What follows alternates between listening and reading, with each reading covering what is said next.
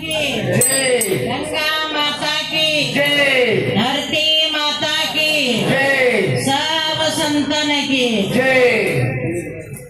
सत्य प्रेम करुणा हरि ओम माधवा, सत्य प्रेम करुणा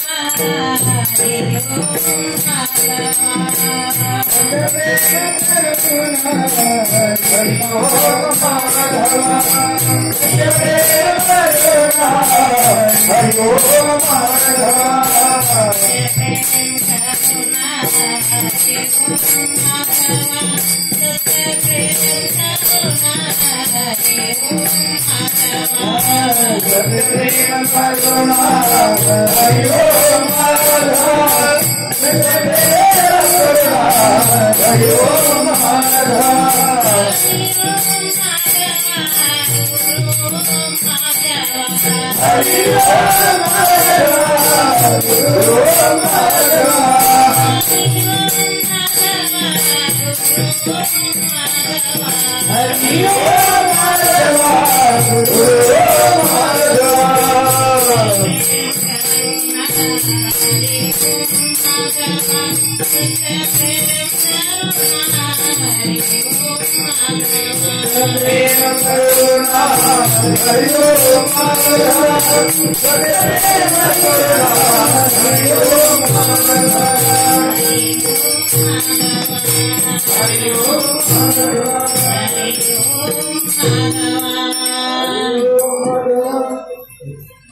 बडे बाबांच्या व्यासपीठाला स्वतःच्या वंदन करून इंचगिरी संप्रदायाच्या सर्व सद्गुरूंच्या चरणामध्ये नतमस्तक होऊन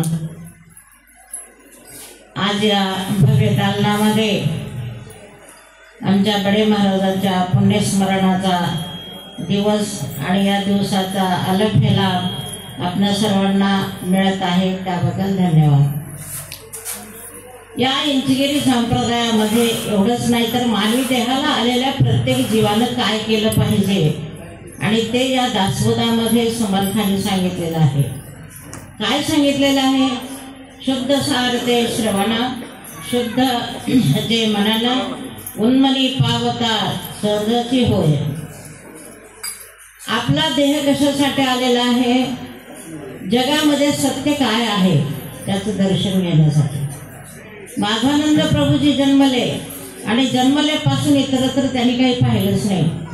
त्यांना गिरमलेश्वर महाराजांचं दर्शन झालं आणि त्यामुळे त्यांना ध्यान करण्याची इतकी उत्कंठा आणि इच्छा की ते काही पाहतच नव्हते।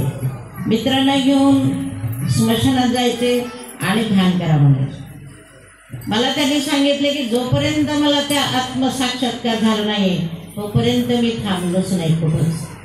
आणि असं करता करता मी किती ध्यान केलं, मी विचारलं त्यांना किती ध्यान केलं, तर 24 तासामध्ये अखंड ध्यान मी प्रत्येक श्वासाबरोबर करत असतो। त्यातील एकही श्वास तुमचा व्यर्थ जात नाही का? जात नाही म्हणे। आणि असं करता करता त्यांनी तेवढंच केलं नाही तर समाज घडवला पाहिजे। प्रत्येक त्यांची इच्छा अशी होती की प्रत्येक मानवाला हे सत्य दर्शन झालं पाहिजे आणि एकदा का ते दर्शन झालं तर सगळे सुख आपल्या चरणामध्ये येतात। मग एका सुखाच्या पाठीमागे जाण्यापेक्षा त्या एका सुखाची आपण सद्गुरूची सेवा केल्याने प्राप्ती जर होत असेल मग आपण इतरत्र का भटकत फिरायचं? मग समोरच बघा एकदा त्यांच्या समोर ब्रिटिशांच्या साम्राज्याची चाहूल लागली। 14व्या वर्षामध्येच त्यांनी हे करता करता भारत देश दुःखामध्ये आहे म्हणून त्यांनी चळवळीमध्ये आपला सहभाग दिला आणि आपल्या देशाला त्यांनी स्वातंत्र्य केल्यानंतर त्यांना सुखप्राप्ती झाली। आता मला समाधान झालं। पण याच्याही पुढे त्यांनी ज्यांच्या जमिनी गेल्या होत्या, ज्यांनी सावकारांनी जमिनी घेतल्या होत्या, गरिबांना लुटमार केली होती, या सर्वांना ज्याचा त्याचा न्याय मिळवून दिला आणि स्त्री राज्य संपादन केल्यासारखं इंचगिरी मठामध्ये सामूहिक दासोह पद्धत घातली आणि सर्व जाती धर्माचे लोक तिथे एकत्र नांदत होते आणि त्याच्यामध्ये आमचे कौले बाबा त्यांच्या सानिध्यात राहत होते। असं करता करता त्यांचं दर्शन त्यांना झालं आणि त्यांची ज्योत त्यांचे अनेक अनुयायी झाले आणि त्याच्यामध्ये बडे बाबांना त्यांचा आलभ्य लाभ झाला। आणि मला सांगायचं एवढंच की त्यांचे जे कार्य आहे, त्यांची जी ज्योत आहे, ती ज्योत त्यांनी त्यांच्या चिरंजीव मध्ये सोडली। याच्याबद्दल मी त्यांचं पुनश्च अभिनंदन करते, कारण ज्याच्यासाठी आपण आलेलो आहोत तेच आपण केलं पाहिजे आणि ते माझ्या बडेबाबांनी केलेलं आहे आणि त्याचं कार्य सतत राबविण्याचं कार्य ते चिरंजीव करत आहेत, म्हणून त्यांना मी पुन्हा धन्यवाद देते।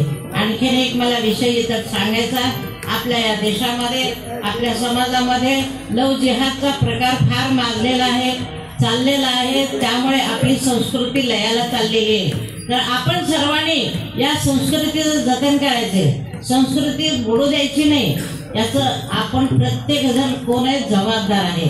म्हणून आपल्या मुलांवर आईने आणि बापाने 24 तास संरक्षण केलं पाहिजे की आपली मुलगी कुठे जाते, काय करते। प्रेमाच्या आधी आम्ही काय म्हणतो, हे माझ्या मुलीसारखी मुलगी जगात नाही, पण एके दिवशी एका रात्री तुला सोडून जाते, याचंही भान आपण ठेवलं पाहिजे। चांगली म्हणता म्हणता ती तुम्हाला लाता देऊन जाते आणि पोलिसाला सांगते हा माझा बाप नाही, असे प्रकार घडत आहेत। म्हणून या जाग्यामध्ये आपण सर्वांनी एक स्तंभ बनला पाहिजे, समाजाचा स्तंभ बनला पाहिजे, तरच आपण गुरुसेवेमध्ये पारंगत झालोय असं सिद्ध करता येईल आणि होईल। राजा